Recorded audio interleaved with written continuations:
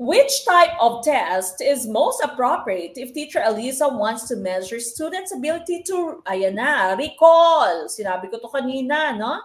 Recall facts. Kapag medyo hirap kayo sa factual information, pinakasimple po niyang word is facts.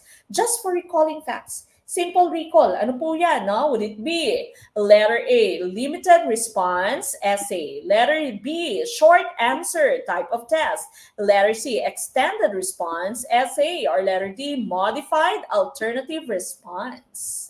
And of course, tumpak na choice natin dito is letter B. Short answer type lang po yan. When you say short answer, this is your identification, di ba? Identify, hindi po pa essay na magsusulat ka.